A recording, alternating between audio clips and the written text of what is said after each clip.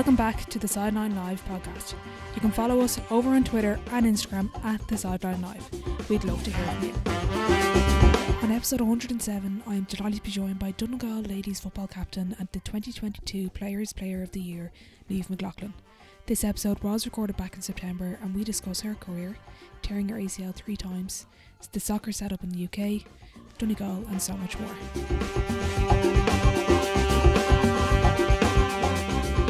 Hi Niamh, thanks a million for joining me on the podcast. Hey Orla, thanks for having me. Nice to be here. Before we get into everything, I suppose a lot of my listeners might not know or watch ladies football, so would you mind giving a quick elevator pitch to the listeners who might not know who you are? Yeah, no bother. So Niamh McLaughlin, play football currently with Donegal and have done for a good while. Currently working as a physiotherapist in HSC, but also have a kind of specialised interest in sort of sports rehab, ACL, knee injuries in particular.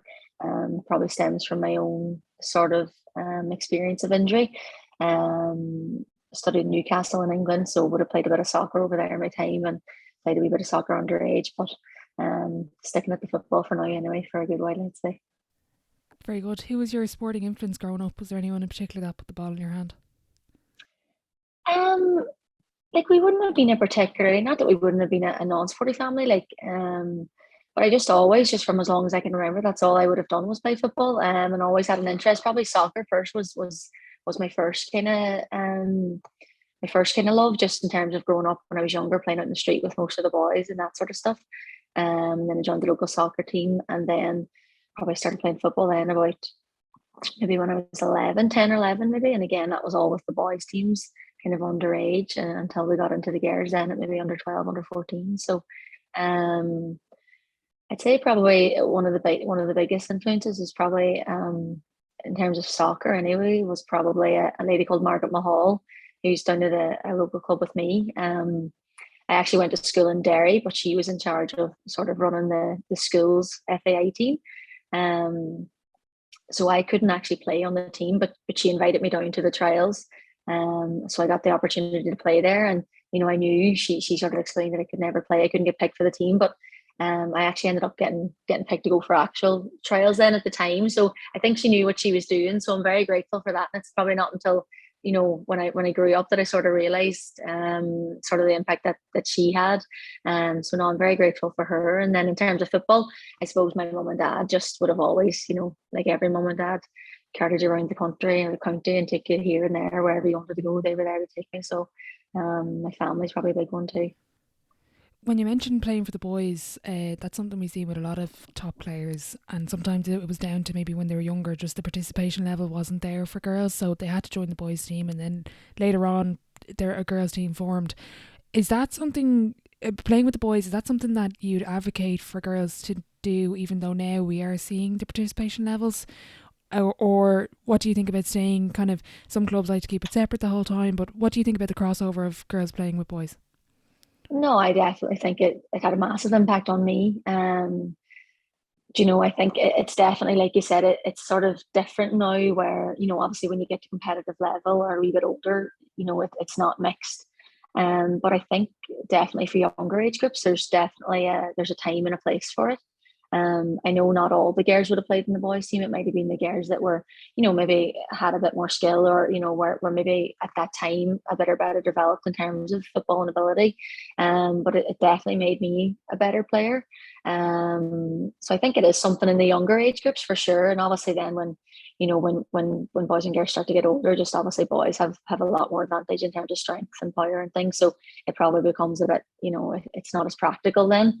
But I think definitely for sure, and it's good for boys and good for girls, because I think it makes both sides appreciate the other as well. And then obviously that for growing up, just the respect then that girls can have for boys and boys can have for girls, especially when playing sport too. So it's very good. When you look back now as a senior inter-county footballer to, let's say, development age groups or 14, 16 minor at the county level, what are the most important areas for development that you see now that you might have gone through, or maybe sometimes you might not have gone through and you realise now, God, maybe it's very important to work on X or Y?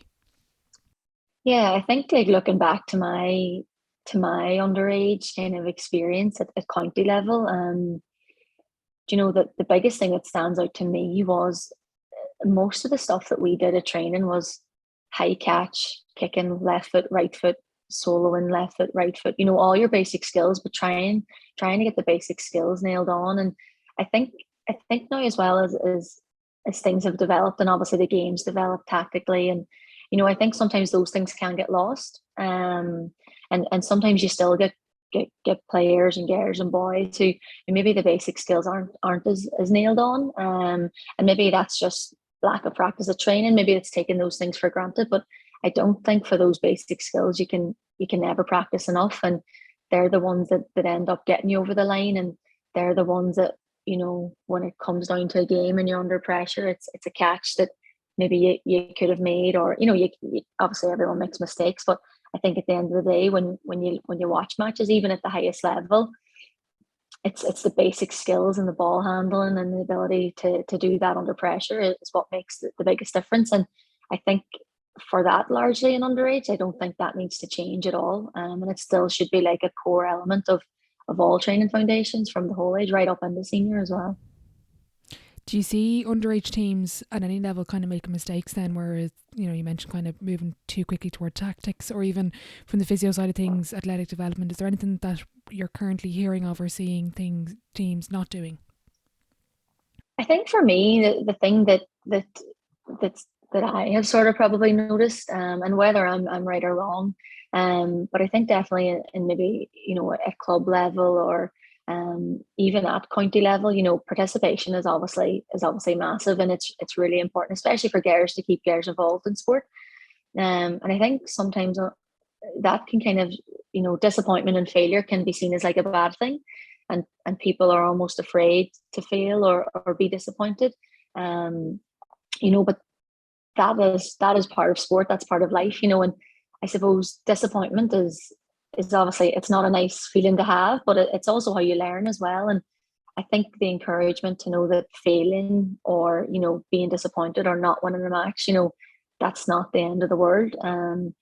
You know, I think sometimes there's, which is great for participation, but you know, everyone's a winner all the time now. And you see, even at county level, there's a lot of different grades, and there's different finals and different names for the different finals, and everyone ends up playing in a final. And then when you get to the older age groups where it's not good or whatever, you know, people probably become quite discouraged from that then. And maybe that's where the dropout rate comes, because you've never failed before, you've never been disappointed. So all of a sudden when that happens, it's like it's a shock to the system, and people can't deal with it. So I think, like, you know, making sure that understanding that not winning, that being disappointed and not winning all the time isn't necessarily a bad thing, but it's a point then where you can say, right, okay, how can I get better and how can I improve on this, you know?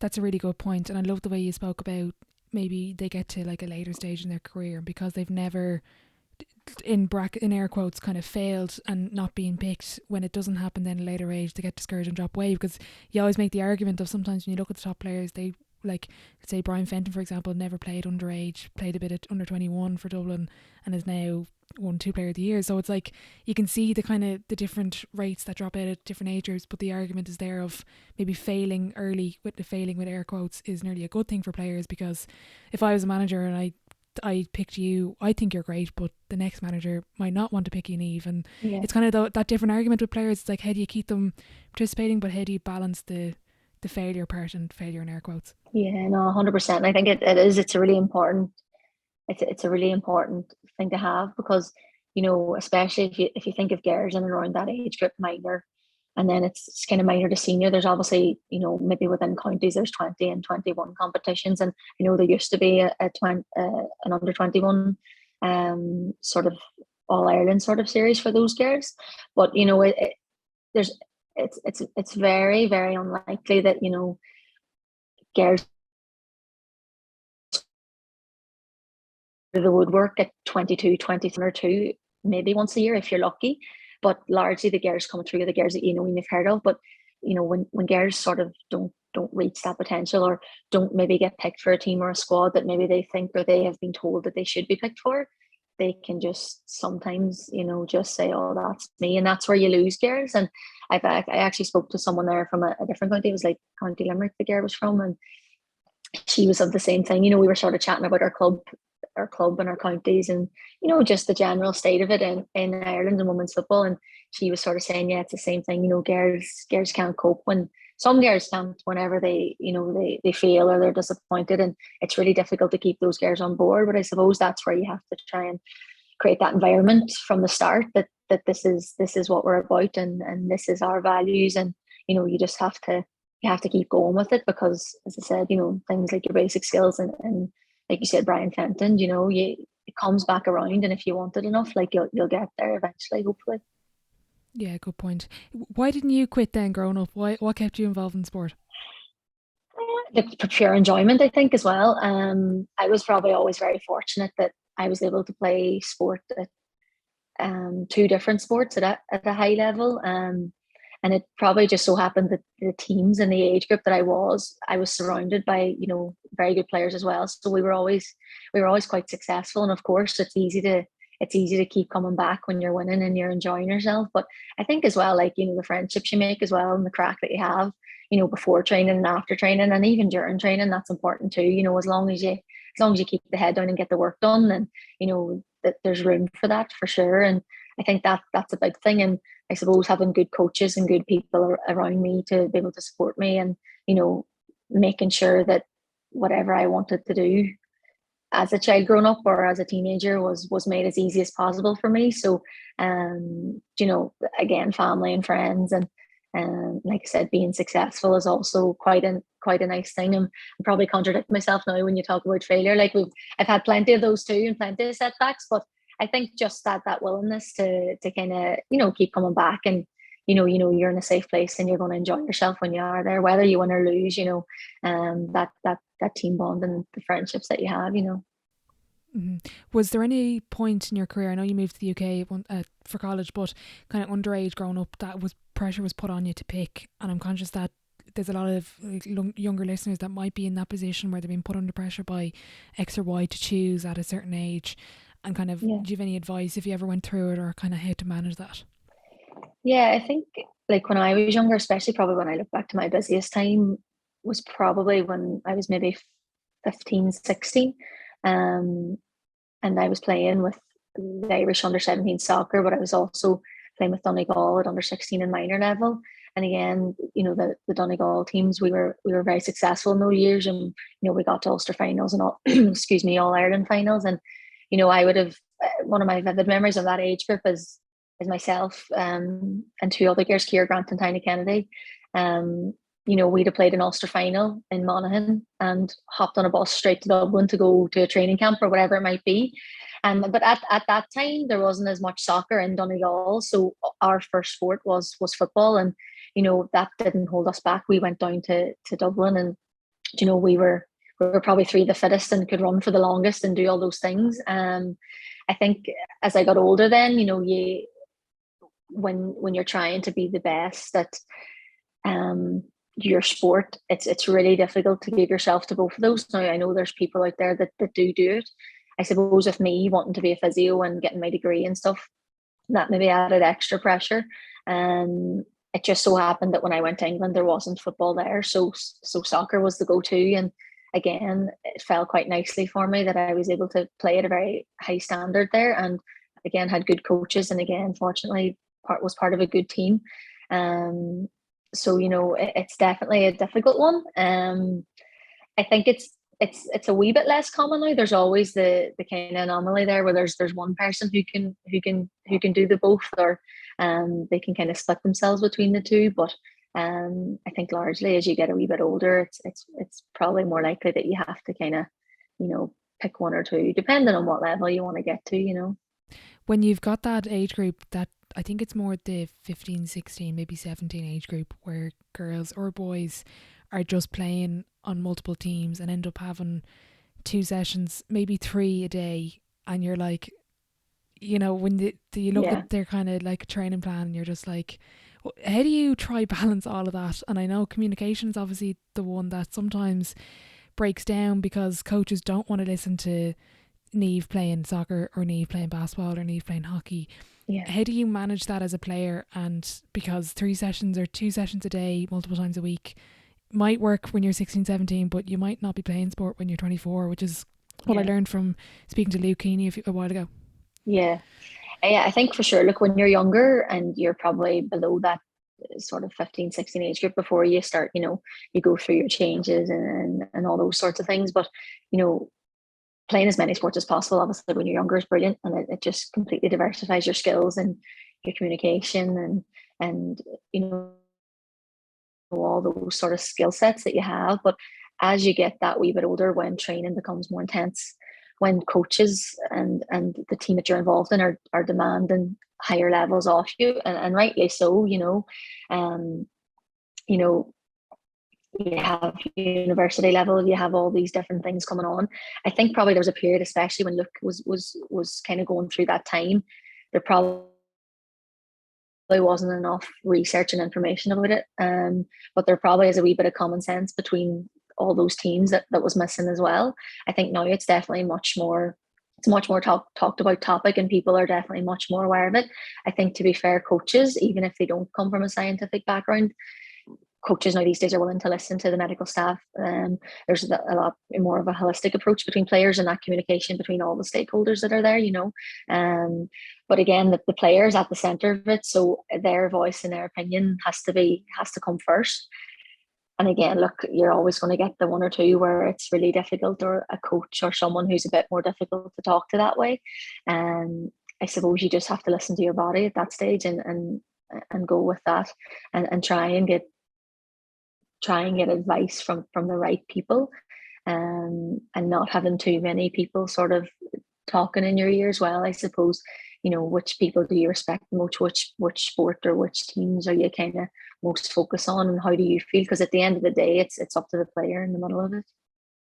Yeah, that's a good point. Talk us through moving to the UK for college. You mentioned playing soccer at a high level. How did that opportunity come up, and kind of what was the decision to go to the UK? Was it more the course and college wise, or was it a bit of football involved there as well? Yeah, so basically I just didn't get enough points to stay here at home. I wanted to stay at home. I wanted to play football. I tried to get into Jordanstown for Ulster Uni, but I didn't get the HPAT. I didn't get high enough score in the HPAT. So I actually just kind of, physio I knew is what I wanted to do. So I ended up getting into Northumbria and Newcastle. And again, I thought, okay, I'll play a bit of soccer there, because the standard of soccer would be higher than football, and I wouldn't be one to kind of just go for a bit of I want to be playing at a competitive level and just trying to get the best out of myself. So I thought, oh, that was a good opportunity for me. Maybe it was nice just to have a bit of a break from the football as well at that time.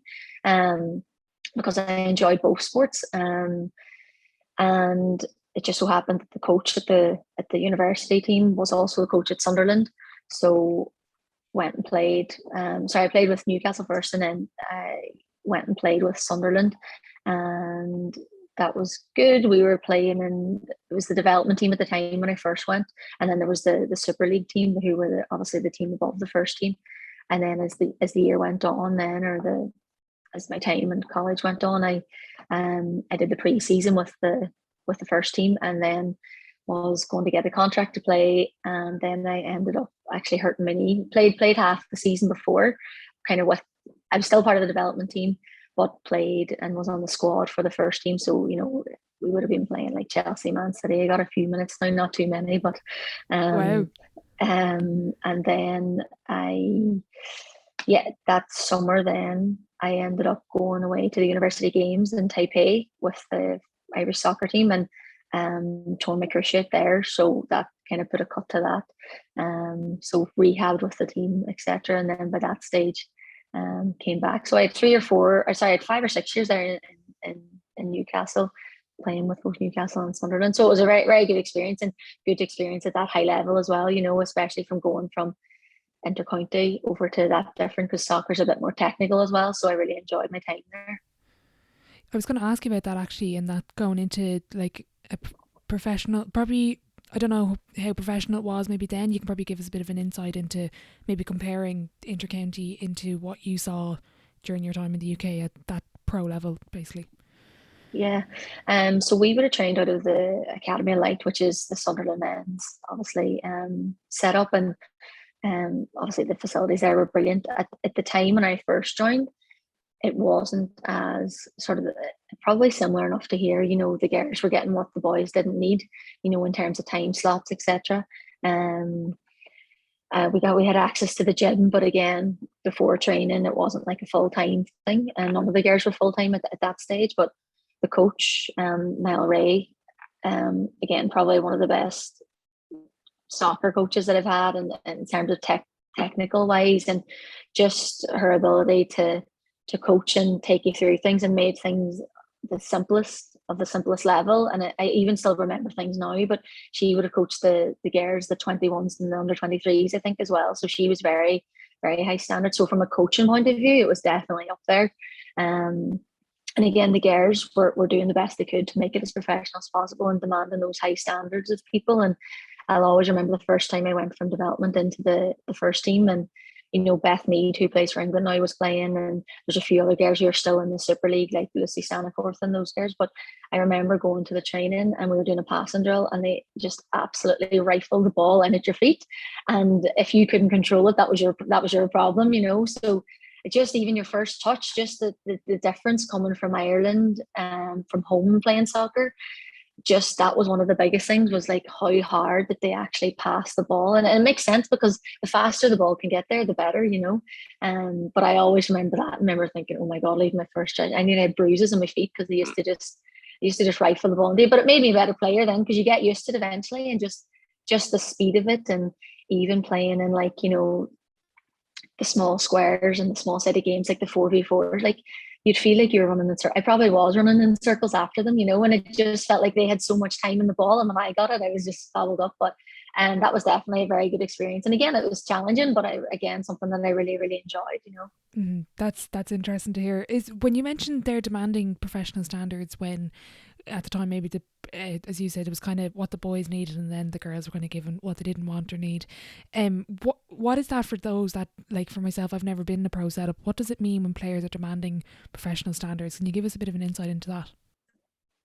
Just those sort of things in training, like I talked about the basic skills before. And if your basic skills weren't at a standard, then you weren't around the place.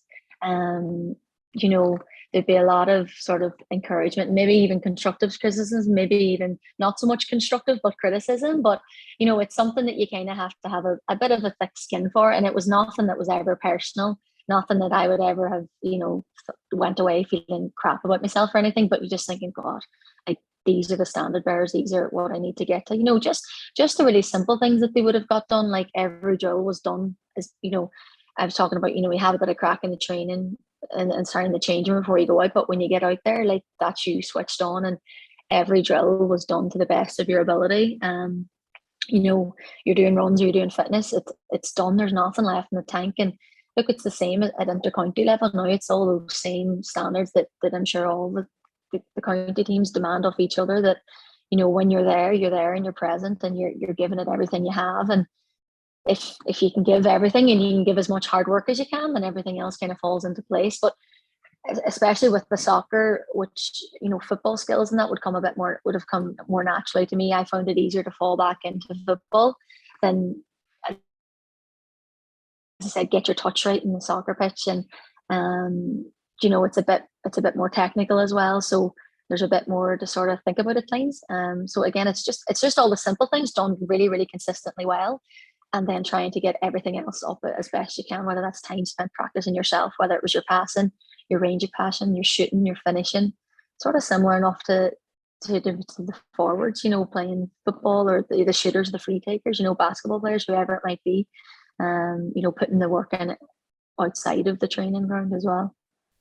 You're a pro, Niamh. I was going to ask you how close is intercounty now to the professional setup, but it sounds like there isn't a huge amount of difference apart from maybe the paycheck, really. No, definitely not. And look, it's the same all over. It's really it's gone on an upward trajectory there in this last 3 or 4 years, especially with the men obviously have had strength and conditioning for a while. It's obviously filtered in now to the girls. And if girls teams don't have of S&C, it's probably like, what? It's not like, probably previously it was maybe thought like, oh, they're doing weights, like, where now it's thinking, oh, they're not doing them, or not necessarily even weights, that's, I'm not even talking about like deadlifting 100 kg or anything like that, but the things are kept as basic as possible, but for the right reasons, and it's all to kind of complement your sport, and the gym will only go so far, and the gym is there, and the S&C is there to complement your on pitch performance. But definitely, like, even the buy-in from the girls, and I would even say at intercounty level, it's at a much higher professional standard, because, the likes of girls traveling as far as they do, like that.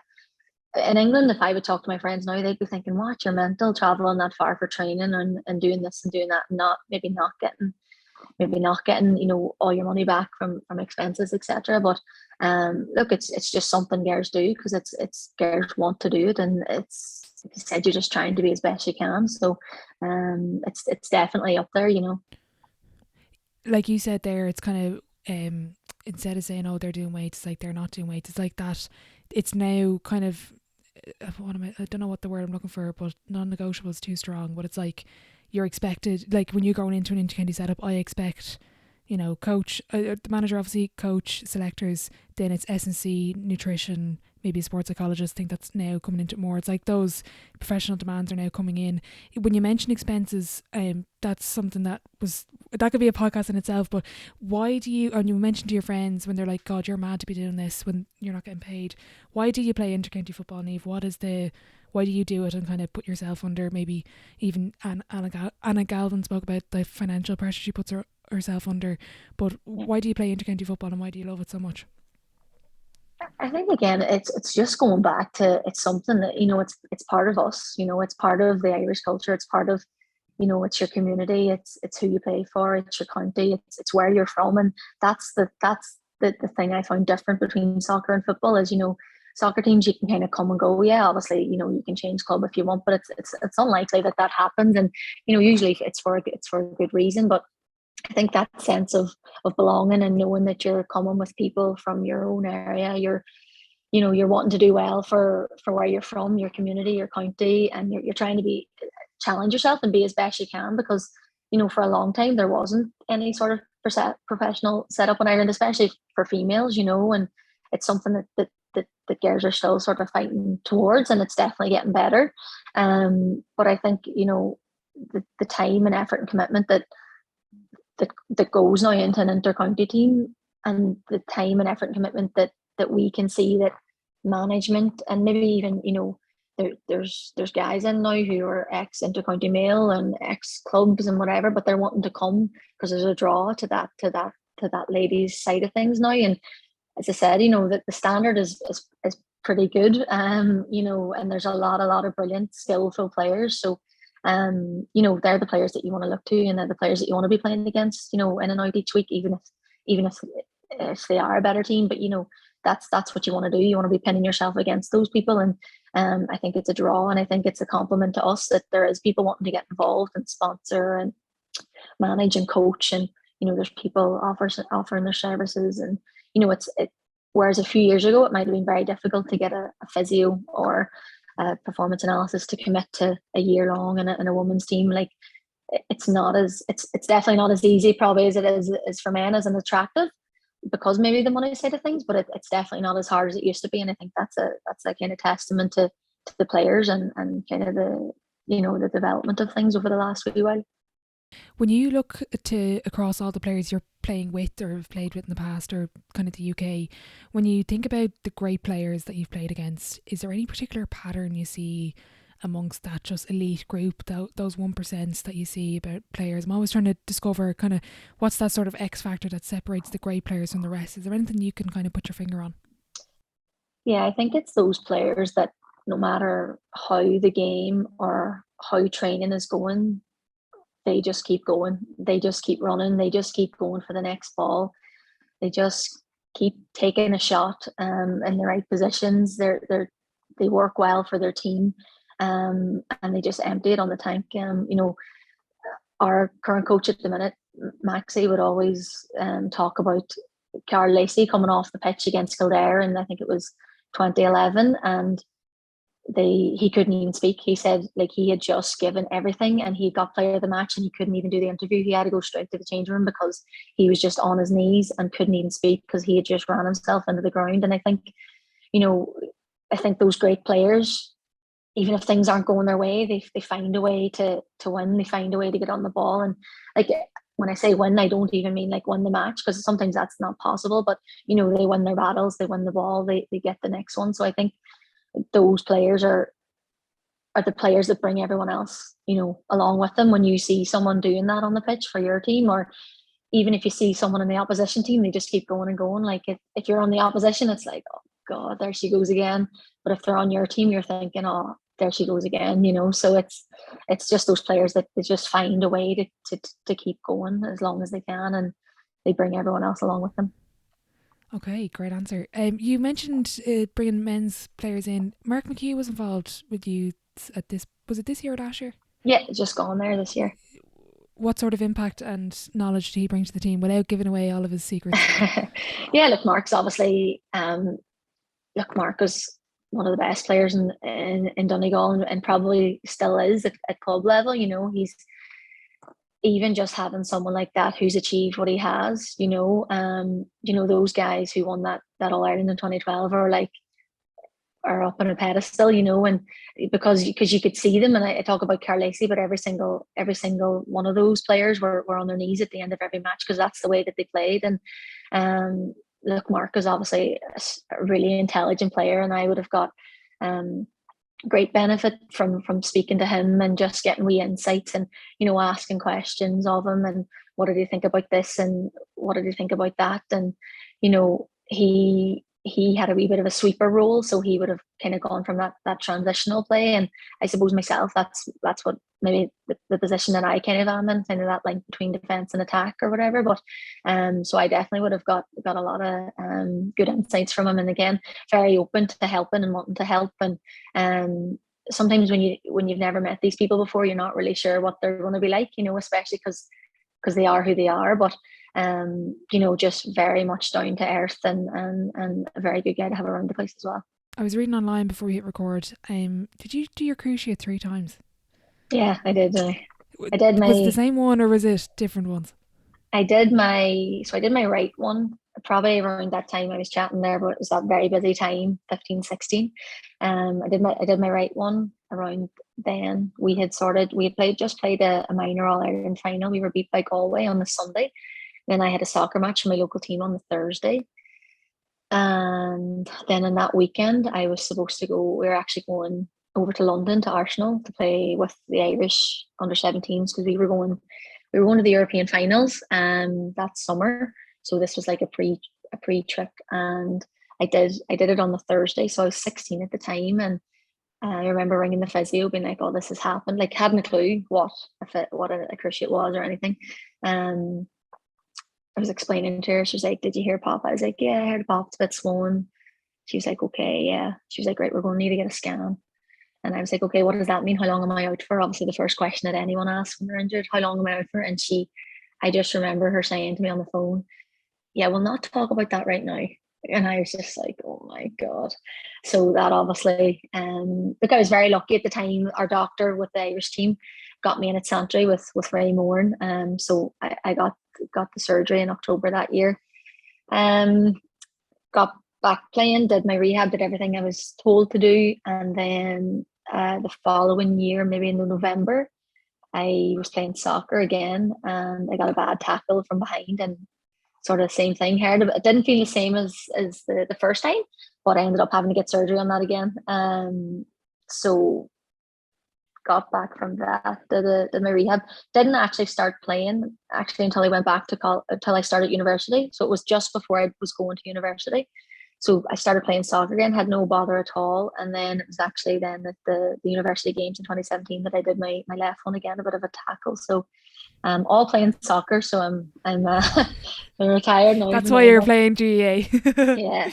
No, but look, I was very lucky that I the first 2 times, knowing what I know now looking back, I'm probably not overly surprised that maybe it had happened again. Look, it was definitely a bit of bad luck, I feel, as well on my part, but just in terms of the rehab development from now and then. Like I did everything I was told, I was diligent that way. It just probably, just the research wasn't there to get everything. And then when I did my left one then in 2017, I had a really good S&C coach in the UK, Paul Parker, who worked with West Ham ladies, and he's actually with Charlton now. So I owe a lot to him, and he probably again really sort of enabled my ambition to kind of go into that kind of rehab and specialise in that area. I learned so much off him, and look, I've had very good rehabs, and I don't really feel the ill effects of it at all. So touch wood, it stays that way.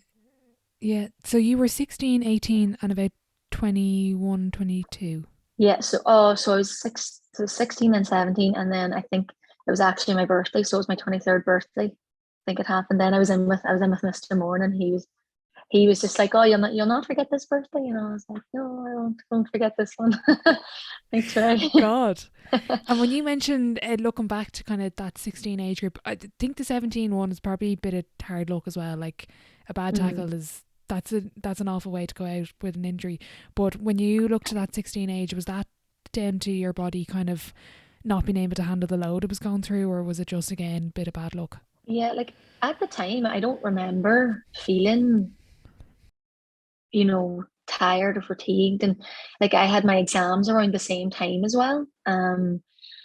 So like it probably was a build up. Like we had a really good run at the soccer, the under 17s, and we'd been away and we'd qualified for the first time for the Euro. So that was like such a buzz. And then we were coming back in and playing minor, and we won Ulster, and we went the whole way to the All Ireland final. So that is such a buzz as well. And you probably, with not even realizing it, just trying to go as hard as you can every time, and that's going to take it out of your body for sure. And then the soccer match that I went and played was a nothing game as well. It wasn't like, it was just another thing that I had at the time, and I had exams and stuff. So there probably was a bit of a build up, and maybe unbeknown to me, a wee bit of stress and stuff. But it definitely, looking at it now, I don't think that kind of position that I was in would happen as much, because I think girls who are playing definitely the soccer and an Irish level now probably wouldn't be playing a lot of intercounty football. Maybe I'm wrong, but I don't envisage that would be, especially because soccer's gone massively popular as well, and there's an opportunity for girls to get really good at that and go and be professional. So I don't see maybe the crossover as much. Okay, that's fair. And when you're going through those injuries, when you do it the second and third time, what goes through your head when you've already done it? Is it, oh my God, I have to do this again? Or is it, okay, I've got through this before, I just have to get through it again? Yeah, I think the first time was obviously like, I remember just crying all the time. And that was more through disappointment of not being able to go away with the team. And the team were doing really well. They ended up taking me on the trip, which was just amazing at the time. And then when I done it the second time, again, you're just thinking, oh my God, I can't believe it. But like it was never a thought for me that I would never get back playing, or that I wasn't going to do it. Obviously you go through times and you're thinking, oh God, back to the gym again or whatever. But I just remember I had a wee bit of routine. I would have come home, done my homework, went to the gym for 45 minutes, an hour, whatever it was every day. When it happened the third time, then that was probably the hardest one, because I was a wee bit older. And I remember at the time, I'd been playing the soccer and I'd been really fit at the time and had a really good preseason. So that was probably the most frustrating one for me, because I had been really fit and I just didn't really have any answers for it. I remember going to a match, and I remember it just vividly in my head. There was a man there, and I was on the crutches, and he was like, "Oh, is that the third time now?" And I was like, "Yeah." He was like, "Oh, you may give up." And it was never something that really, it stuck with me, but not for a bad reason. I just thought, I didn't. I remember it happening, but I don't remember thinking, "Yeah, he's right," or it wasn't even the fact that, oh yeah, I'm going to show you. It was just, no, I'm doing this for myself, and I want to get back playing. And look, there's definitely times where you don't feel great, or I didn't feel great at the time. And there's days where the rehab doesn't feel great, but I suppose again, I wouldn't be the one to outwardly say too much, but I suppose I was really lucky that I had people around me that they knew that maybe I wasn't having a good day, and I didn't have to say that I was, and I knew that they knew, and that was enough for me, you know. So I think it's just important to have those people around you again. And look, at it definitely is tough. And I think there's a lot of support out there now for girls. And as I said, research is, you know, boys as well, and anyone who's going through an injury like this. But I think just the important thing is get in with a good physio, get in with someone with experience with it, because like an ACL injury is definitely an injury that you need really good, high quality care and rehab. And I think that's something that was maybe missing. It's come on so much, and there's a lot of great physios out there doing great things. So I think that's definitely, you know, it's not an injury where you'll be gone forever or you'll never get back. It's not thought of that way. Obviously, at the time, you can have your time to be disappointed about it, but look, you'll get back there. And I think that's the kind of comfort I had, was like, oh no, I've done it before. I can do it again. You know, no, I wouldn't ever think of doing it again or anything like.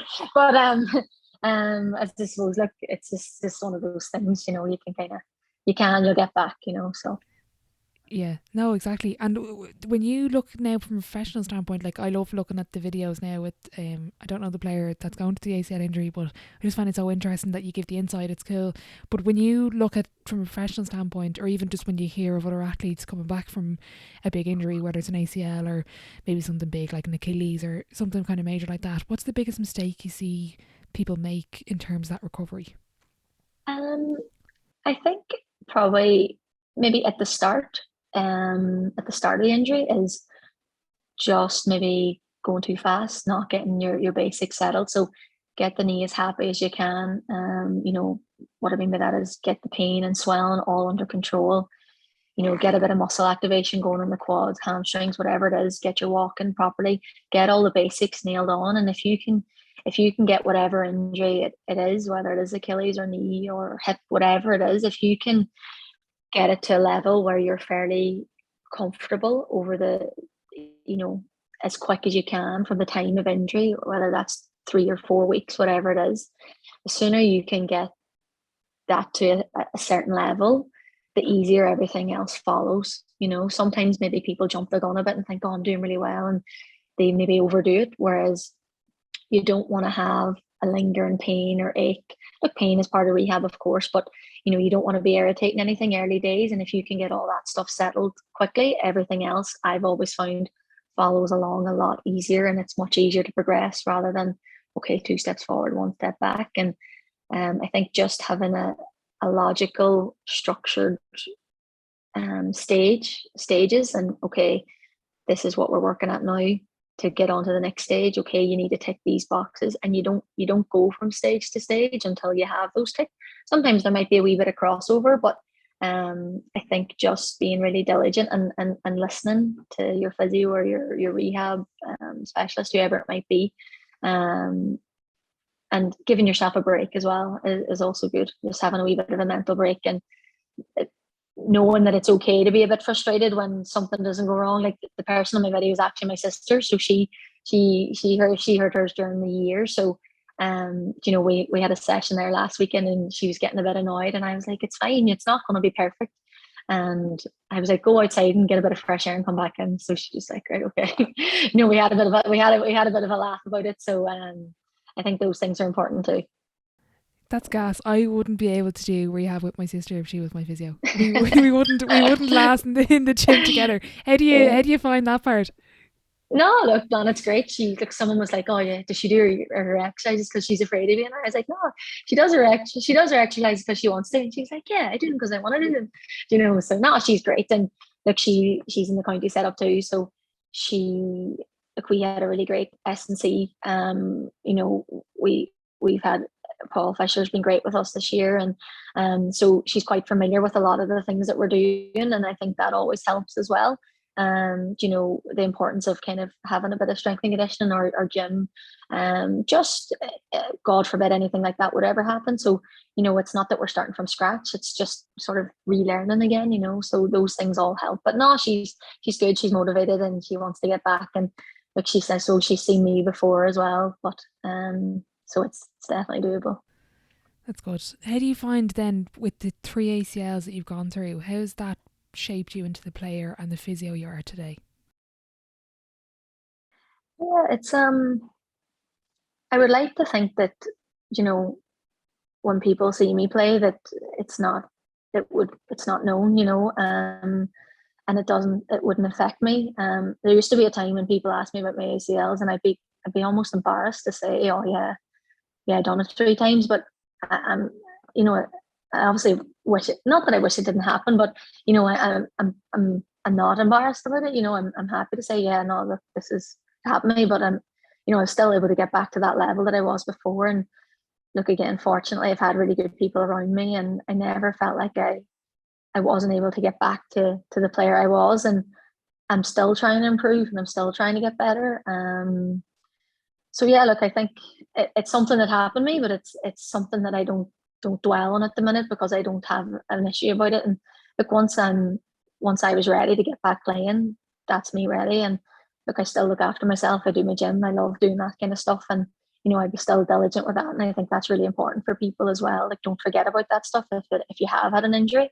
Um, so yeah, look, it's something that happened to me, but it's something that I might be a wee bit more aware of my load and that sort of stuff, especially if I'm getting a wee bit older now, and I can definitely feel a bit more aches and pains, and not necessarily even my knees, but maybe the mornings after training down the stairs, I'm kind of like, oh, but then I listen up and I'm brand. So, um, look, yeah, it happened to me. I got through it, and I'm proud of that as well. So.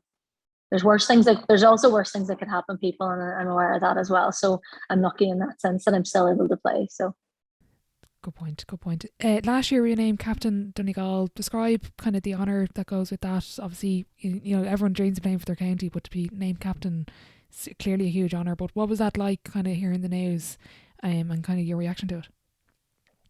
yeah, it was a shock. It was it's not something that you expect. It's not something that I would have ever been thinking about. But obviously, when Maxie asked me, it's a great honour, and to be asked. And I suppose, look, I'm sure a lot of people that get asked this question, especially girls as well. There's captain is the person who goes for the toss. They have a wee bit more interaction with the manager, and you're maybe that link between players and managers. And but look, it's not as if there's one captain on our team. We've plenty, and there's loads of great leaders. And I think for me as well, I really try and especially with the younger girls coming through, it's something that I really like doing, is just chatting to them and just seeing where they're at, and seeing if there's anything you can do to help them, or even just giving them tips, or giving them ideas, or what they're good at, what could they get better at. And girls are largely really, they're there because they want to get better. They're there because they want to improve. So look, we had a good run this year, disappointing, I suppose, as well. But there's not really a group that I would rather be a part of, as sort of cliche as it sounds. And you never feel the captaincy isn't like an individual role. It's, you never feel alone either. So there's always someone to turn to. And as I said, like, there's girls in that team that I still look up to, and will continue to do, because they were the girls that I would have looked up to when I was maybe a wee bit younger as well. So no, but look, it was lovely. And we'll get our heads down again next year, and see where we go. What's your approach as captain? Do you like a kind of do you lead with like kind of like a quiet leader, or do you like kind of the big kind of Coach Carter style speeches before a game or training? No, not really. I'd probably a bit of both. I definitely wouldn't be quiet. I wouldn't be, loads of Coach Carter stuff, but I think definitely, just trying to encourage, and just trying to maybe give my piece of advice to the group or whatever. And as I said, it's not usually just one person speaking. It's a group thing, and it's a group ideas, and then everyone gets to say what they want to say, and then we'll say, right, we'll give that a go, or we'll try this, so we'll come up with something collective for sure. And as I said, some people can find, being named captain quite daunting, but for me, I know that, like, the support's there, and there's people there, and I'm not by myself. But look, it's an honor. And I said, hopefully we can be a bit more successful next year. when you have a younger player coming in, or a new player to the setup, they don't have to be that young, but when they're kind of just settling into the squad, what advice would you give a player like that? Or let's say they're kind of struggling to kind of, even when we spoke about previously, kind of the jump from minor to senior is huge, kind of maybe physicality wise. What advice would you give a player coming into an inter-county setup? Yeah, I think when you have a new player coming into something like that, I would always talk about the team.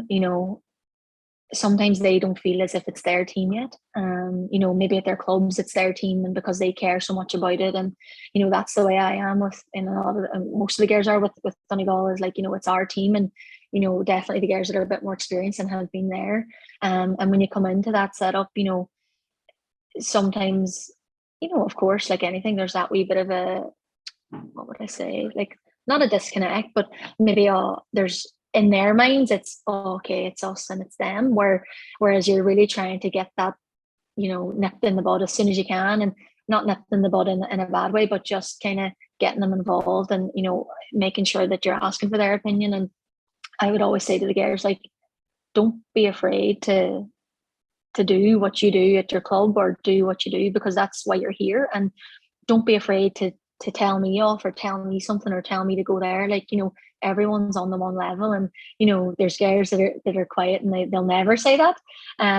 But I think as well, for those girls, when you're speaking to a group, or you're giving advice, largely sometimes the message can get lost because everyone's listening, but no one really thinks that you're speaking to them. So if there was something in particular, like, I would always try and go on an individual level, whether that was just casual conversation, or whether that was something that I felt that they might help. And I'd always ask, what do you think, or what do you think you get better at? And like, it's been really good this year. We've had our training has been as high a standard as it has been this last 5 or 6 years since I've been involved anyway, because the girls are just wanting to do the best they can. Like, the younger ones are blowing us out of the water and everything, and the runs and stuff. So that's good. And look, you have to bide your time sometimes, but hopefully now next year we'll get a good run at it, and the girls will come to it. And look, once you start playing as well, you start to feel and become more a part of that as well. Mm-hmm. You keep mentioning next year, but I actually thought this year was a pretty significant year for yourselves. Maybe not as a player, it's kind of hard to see when you might not have a medal, but kind of describe looking back on the season now. Is it a successful year for Donegal? Is it maybe a building block? What phase do you see the team in currently? Yeah, it's a bit of a funny one, because look, we got to the semi final. We got to the final, obviously, of the league, and we were disappointed in the Ulster final. We definitely feel like, each year we're getting closer. I suppose we're just trying to figure out, how do we get over the line? What are we missing, or what can we do to get there? And look, I think especially the semi final. Look, Meath were good at what they needed to be good at in those last 5-10 minutes, whatever it was. And we missed our opportunities when we had them, and they took theirs. So that's probably the disappointing from that end. But to be that close and know that we have, there's improvements there to be made, I suppose you can take a bit of solace from that. And look, it's disappointing, but as I said, it's not discouragement. You take that disappointment and you turn it into something else. I suppose in Donegal we're in a wee bit of a, probably in the next few years, a bit of a transition where we do have some older girls and we have younger girls coming in. So we're sort of just seeing where we're at that way. And look, as I said, trying to blood new players and get them in and get them into the standard as well, which again strengthens the whole squad. Getting to the league was a bit of a, it's not something at the start of the year you set out and think, right, our goals are going to be to get to the league final. You go out and you try and win every match and you try and play the best you can. And we did that, and that was a great achievement. So look, again, we came up short, probably for similar reasons as well. Meath were better than us on the day. But look, we'll get there. We'll regroup again and go again, I suppose. Was it a milestone to beat Dublin, or is it just another step in the phase of the All Ireland series? Yeah, like obviously, look, Dublin have been the standard bearers for the last 7 years, whatever it is, and as I said, they're the teams that you want to play. Like, I look forward to playing the Dublin because you know you're going to get a match, and you know it's both teams are going to go at it and give everything. But like for us, we know within ourselves that when we get it right in the day, like we can beat any team. And of course, it was a shock for other people out there. But you know, I suppose the first game in the league was probably described as a bit of a snatch and grab, you know. But we still came out at the end. We got the 2 goals, you know, very late on. But the game in Carrick and Shannon, sorry, like, you know, there's no real arguments about it, to be honest. We were the better team on the day, and in previous years Dublin were the better team, and they beat us. So look, we know that when we can do that it's there for us, and we could beat any team on our day. And look, I suppose that's the mentality you have to have, and that's the way all the teams will be thinking, that you know, on their day. And look, if you don't have that belief, then you're fighting a losing battle, you know. So but yeah, look, we'll get forward. We'll move forward again, and as I said, just trying to get over that line, I suppose, for us in the next wee while. What was the biggest difference, you think, between yourselves and Meath in that semi-final? Can you pinpoint the difference? Obviously, with Vicky and Orla, and I think Emma Troy is travelling, that team might be, and the management team stepping away, so there's a lot of changes with that team. But with this year, what would you see as kind of the glaring difference between the two teams for yourself? Or is there? It might not be a glaring difference. It might just be a small thing. I think with Meath, they've obviously been playing with their system this last, you know, 5 or 6 years, and that's the Meath All Ireland wins was not an overnight or a year thing. Like, you know, they've been working on that for 5 and 6 years, and you know, it shows you how long it takes for that to come to fruition, you know. And you know, they've reaped the rewards from that. And it's like anything, it's really difficult to really stick to a system and have the concentration to do that. And they've really nailed that down. And I know psychology is a big part of their game, and you know, it's a big part of their backroom team, and you know, just their concentration levels. And for me, I suppose, you know, looking back to that semi-final, they were able to keep that ball in the back line, and then move it out, work it the whole way up the pitch, and get a score. Just the calmness that they were able to have to do that. And you can't help but just admire them for that. Look, as sickening as it was for us, I don't think there's any mad big difference between the teams. Definitely not. I think just for us, it's just about, right, what can we improve on? Because we know that, you know, as I said, if we can play the game that we know we can play as consistent. Sorry, what am I looking for? For as long as the match is possible, you know, then we feel that we have a good chance against anyone, you know. Probably with us, and people would talk about it, you know, we're in and out, we're up and down, and you don't know what Donegal is going to turn up. But look, that's something that we're working on, and it's not something that we would pay too much attention to. Like, we know we go to training, we do our bits, and we just go out and we try and stick to the plan as best we can. That's going to change because teams change, and you can't control everything else. But that's what we'll be working on anyway. How do you find it in the middle of a game? I spoke to Mickey Quinn about this from Longford, and it's kind of like, communication wise, even when let's say when you mentioned they're kind of adjusting to a team and mid-match, how's that communication wise when you go to the likes of a Croke Park, or kind of, you know, in the middle of the championship and tensions are high and adrenaline's running? How do you find that kind of communication between players? You know, you mentioned that sweeper role you have. How do you manage that? It's very difficult in Croke Park. Even though they're like, it's just so vast and so big, and you can barely hear anything. And I suppose it's just having that trust in your teammates that everyone will be able to recognize what's happening. And it's something that you've worked on, and you'd like to think that, you know, as matches come up, you've kind of covered as many areas as you can, you know, what you think could, or what ifs might happen. And that's something that we talked about this year, was like, you know, what if this, what if that, you know, happened. And it's something that we were able to kind of say, okay, we have a plan if this happens. So when it does, it's not necessarily everybody shouting at everyone, okay, this is what we're doing, but it's that you can kind of recognize what's happening. And I suppose that's practice, and that's repetition of training as well, and kind of just making sure that everyone understands. And that's where questions are so important, that I feel. And I feel, I don't know if it's like a girl thing or if it's an Irish thing, but sometimes people are afraid to ask questions, but it's something that I really, really kind of encourage, because as I said, you could be speaking to a group and everyone's listening, but no one really thinks you're speaking to them either. So I suppose it's getting them on that level. And I think, look, if you ask a question, you're more likely, because you have thought about it. It's something that's obviously been turning over. So yeah, like adapting in the during the match is always difficult. Maybe if it's something that you're really not expecting, you're hoping to get to half time as quick as you can, maybe limit whatever you can, and then just keep trying to do your own thing as well and get a bit of a. What would you... Oh, sorry, go ahead. Sorry. No, go ahead there.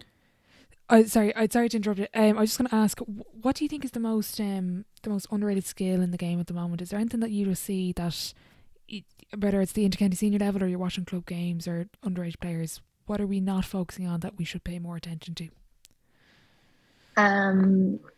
Probably the high catch. You don't see a whole lot of it in girls football. And if you do, maybe it's not executed as well as you see it in the men's. Now, also in the ladies or the girls, like there's probably not as a lot of those big, massive lumped balls in as such.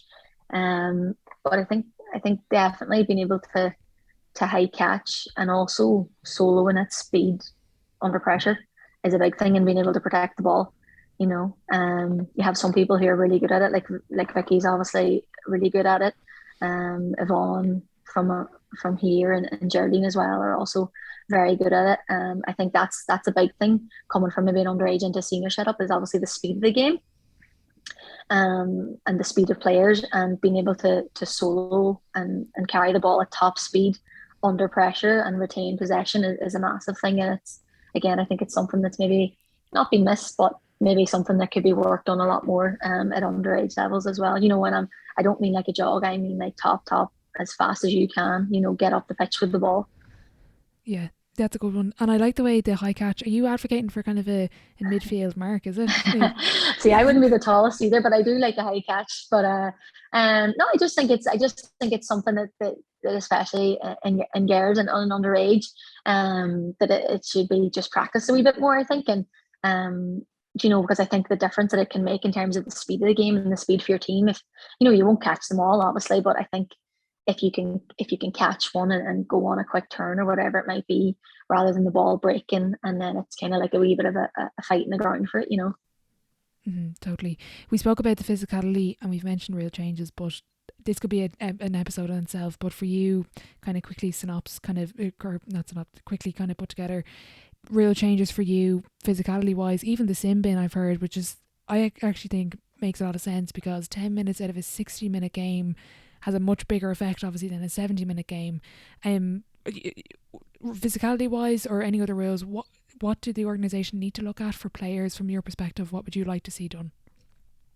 Like, I don't necessarily, for me, it's probably more the consistency of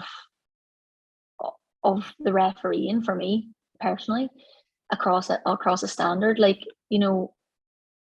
referees will ref it different ways.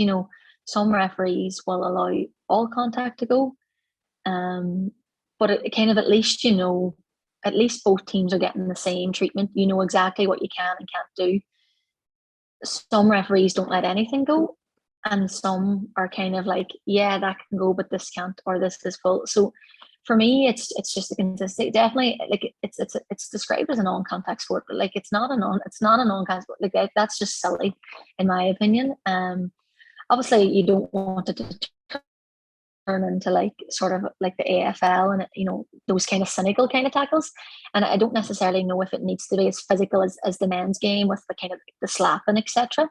But I definitely think that the non-contact thing needs to come out. And I think I know referee can be a thankless job, and they're volunteers as well. But I think even just the consistency of it, because it would, for me, it wouldn't happen in the men's game. If the referee wasn't being consistent, it would be said, or it would happen, or they wouldn't get a big game. And there's been times in the past where we've had refs for finals and big games, and you look and they've had junior games and or whatever it might be, and they're not, the junior maybe standard and the speed and the physicality isn't there, so they're used to that, and then it just gets really frustrating. So I think there's an onus on kind of the associations to make sure that we're getting the right, it's fair for us as well. And you wouldn't send a junior A ref into the All Ireland final, so don't do it in the ladies' game, that sort of way. And I don't like whinging or complaining about it, because look, it's a thankless job, they're volunteers. But I think just in terms of the players as well, if it was consistent, there wouldn't be as much backlash as well from players. I wanted to ask you about as a player, what's it like seeing the change in support for the game? Like, obviously Little coming on board is huge, but for you as a player, when there's more girls, especially, and younger boys, I've seen younger boys go to games, coming in and supporting your team, what is that like as a player? What does that do not only for your confidence but for the team morale?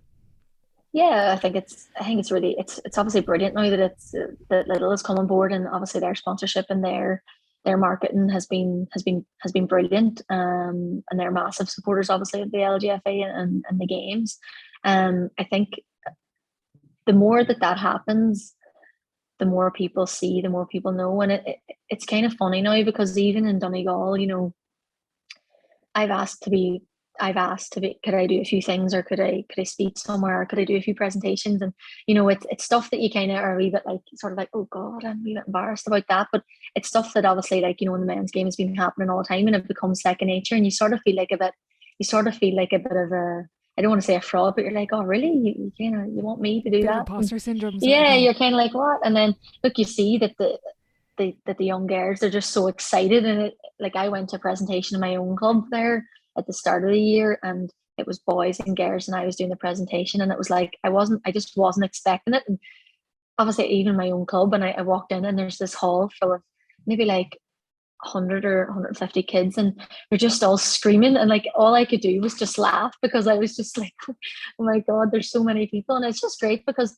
obviously the games are on TV and people see you on TV, and I think that's a massive thing. And especially for a younger generation, they're seeing people on TV, and then they're seeing them at their clubs, or they're seeing them, walking down the street, or they meet them after the games. And it's just, it's really good that way to keep people involved. And that's happening all over the place.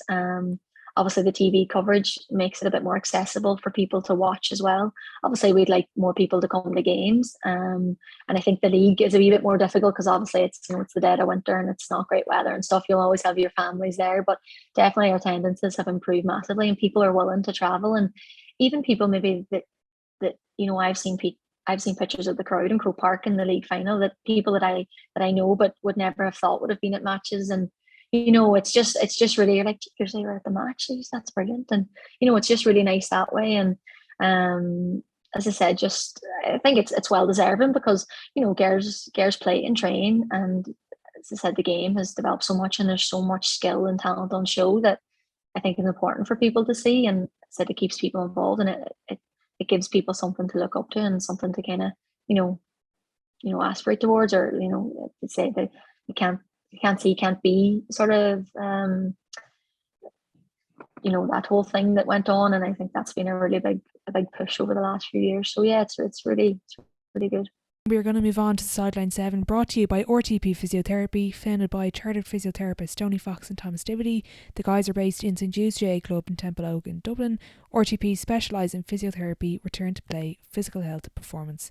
You can visit rtp.physio for more. Question 1, what is your favourite quote, Niamh? Oh, what's my favourite quote?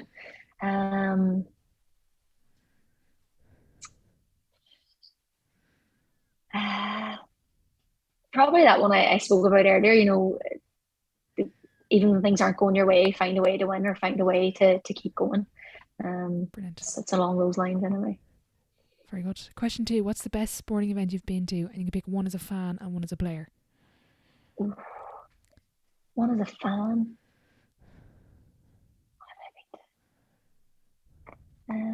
Probably one of the best ones was probably being there when Dublin played Galway, and I think they had the highest attendance. It was the, I think it was that 29 one. or Was it 18, that one at the 2018, I time? think. Yeah. And just being there in Croke Park, we were up in the heavens and looking down. It was an awful day, but I think just seeing the amount of people that was, I think the previous record had been like 20 something. So to go from there to there in the space of a year was pretty good. And as a player, um, going to the World Cup with the under 17s. Um, yeah, many years ago. Trying I was going to ask you about, sorry, well, go ahead. in Trinidad and Tobago, I was going to say that was pretty cool. Yeah, I'd say so. I was going to ask you about that earlier with because I spoke to Kira Grant obviously, and when she spoke about that team, like when you look at the players that were on that squad, and even let's say not playing soccer, playing ladies football now, was that just a really kind of a once in a generation age group? Was it some sort of environment that was created that allowed people to excel on and off the pitch? What was it for you? Was it just this kind of amalgamation of a lot of things together, or was it created? Or give us a bit of an insight into the group dynamic and environment. Yeah, like I don't really think it was I don't really think it was as created as such. I think it just so happened that at that time, like Noel King was the manager, and me and Kira played like maybe 2 years below as well for 17s, or we were 2 years younger, so we'd been on the team for like 2 years previous, and even at that time, he was saying to us, the 93s, it's going to be a good year and this year, or whatever. So he had obviously been out and about and scouting and looking and knowing that there was players here and players there, and um him at that time, I just remember he just used to, like, we got so much confidence from him because, we knew that the players were great around us, like Denise O'Sullivan, like she's still the best player I've ever seen. But, you know, I just remember thinking, oh my God, we're great. Like we could do anything because that's what he told us that we could do. And it wasn't like a cocky thing. It was just like, we were just so well prepared. And as I said, everything was just like that. And we were so well drilled and trained. And we'd spent maybe like the guts of 2 years together, that we were all friends as well. So that obviously helped. So it was just mad. Like it was a mad time thinking back to it. Like, and it was the time of our lives. Question 3, we've kind of mentioned it a few times, but what was the biggest setback or challenge so far in your career, and how did you react to it? Yeah, it's probably, the injuries as such. But look, you get a setback, and as I said, you just try and. For me, it was never, oh, I'm not getting back. It was like, right, I'm gonna get back, and I suppose just surrounding yourself with good people, not being too hard on yourself, and just doing the best you can, I suppose, to get back there. Kind of on the flip side, then, what's been your biggest achievement on or off the pitch? Achievement. I think I would probably say, look, being captain as well is a very nice thing for me. It's not an award, or it's not a it's not a medal, but I think just being a part of a really good bunch of players, and being able to lead them as a front, but just as I said, knowing that it is just it's just an aim. It's not a you know being part of that team has been really nice as well. So yeah, probably that. Looking back, what advice would you give your 18-year-old self just coming back from your or in the throes of your second recovery or ACL recovery? Oh, I don't know.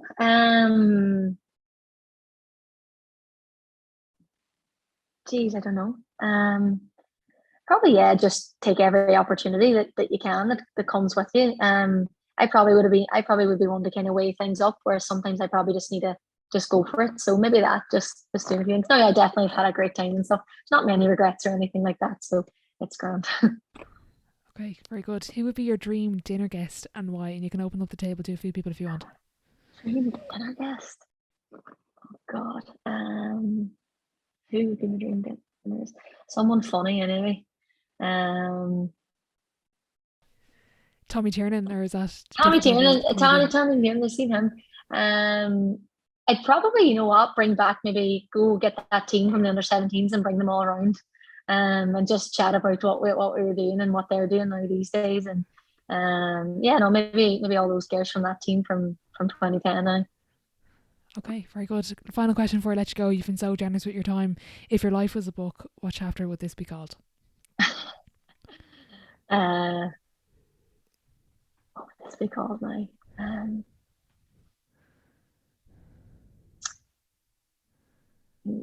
getting on, getting on. getting on now. Getting on.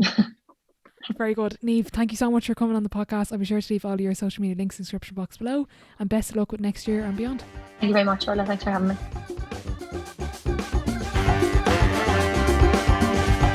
A big thank you to Niamh for joining me on the podcast today. I thoroughly enjoyed our chat, and I just want to congratulate her on her LGFA Players Player of the Year award. If you are enjoying the podcast, please do leave a rating and a review over on Apple Podcasts and Spotify, as it does help the show grow. Also, let me know who you would like to hear from in 2023, and be sure to follow all of our social media at The Sideline Live for more.